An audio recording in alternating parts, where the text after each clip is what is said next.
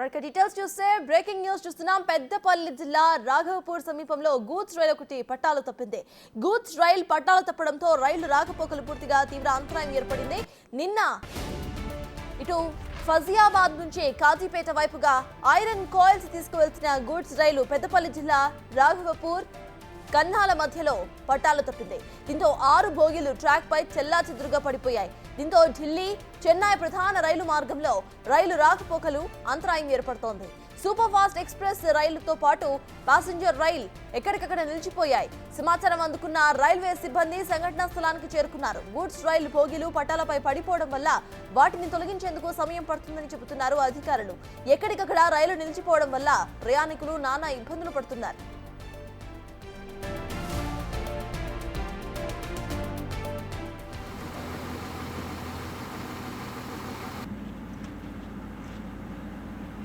పెద్దపల్లి జిల్లా రాఘవాపూర్ సమీపంలో గూడ్స్ రైలు పట్టాలు తప్పిన ఘటనపై కేంద్ర మంత్రి బండి సంజయ్ ఆరా తీశారు. నాగ్పూర్ ఎన్నికల ప్రచారంలో ఉన్న బండి సంజయ్ సమాచారం తెలిసిన వెంటనే కూడా దక్షిణ మధ్య రైల్వే అధికారులకు ఫోన్ చేశారు. 11 బోగీలు పట్టాలు తప్పడంతో దెబ్బతినడంతో 3 రైల్వే ట్రాక్లు దెబ్బతిన్నాయని అధికారులు తెలిపారు.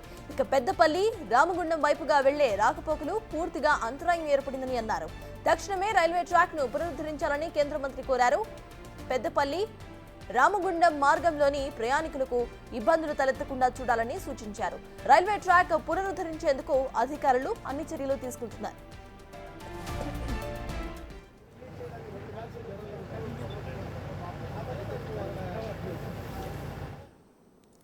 పెద్దపల్లి జిల్లా రాఘవాపూర్ సమీపంలో గూడ్స్ ట్రైన్ పట్టాలు తప్పింది. ఇదే అంశంపై పూర్తి డీటెయిల్స్ మా ప్రతినిధి శ్రీనివాస్ అందిస్తారు. శ్రీనివాస్, చెప్పండి, ప్రజెంట్ అక్కడ అప్డేట్స్ ఏంటి? అటు రైల్వే గూడ్స్ ఏవైతే అడ్డు తప్పాయో వాటిని తొలగించే పనులు ప్రారంభమయ్యాయా?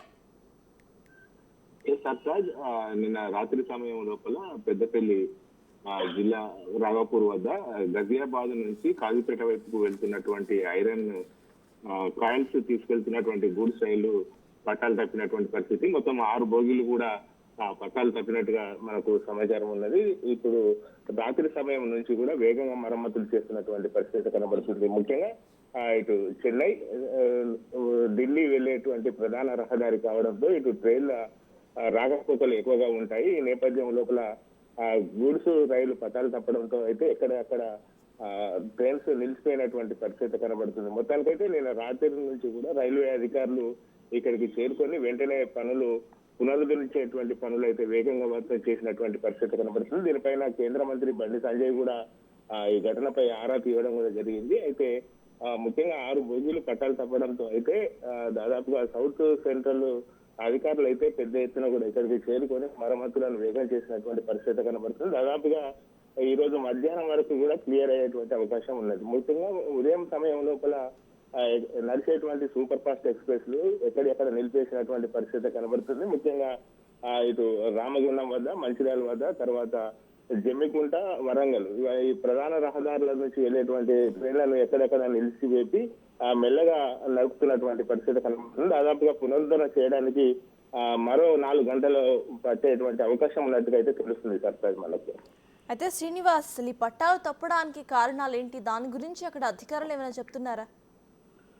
ప్రధానంగా ఈ పట్టాలు తప్పడానికి ఓవర్లోడ్ తో వెళ్తున్నటువంటి పరిస్థితి అని తెలుస్తున్నది. ముఖ్యంగా ఇటు గజియాబాద్ నుంచి కాజీపేట వైపు ఐరన్ రాయల్స్ తీసుకెళ్తున్నటువంటి గూడ్స్ రైలు ఓవర్లోడ్ కారణంగానే పట్టాలు తప్పినట్టుగా అయితే అధికారులు గుర్తించడం జరిగింది. మొత్తానికైతే వేగవంతం చేయాలని చెప్పి ఇప్పటికే కేంద్ర మంత్రి బండి సంజయ్ కూడా సౌత్ సెంట్రల్ రైల్వే అధికారులను కూడా ఆదేశించినటువంటి పరిస్థితి.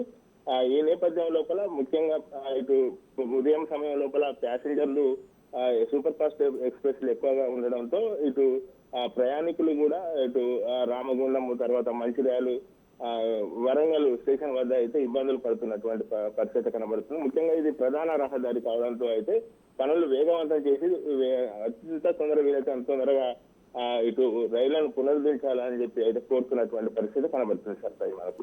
Thank you Srinivas.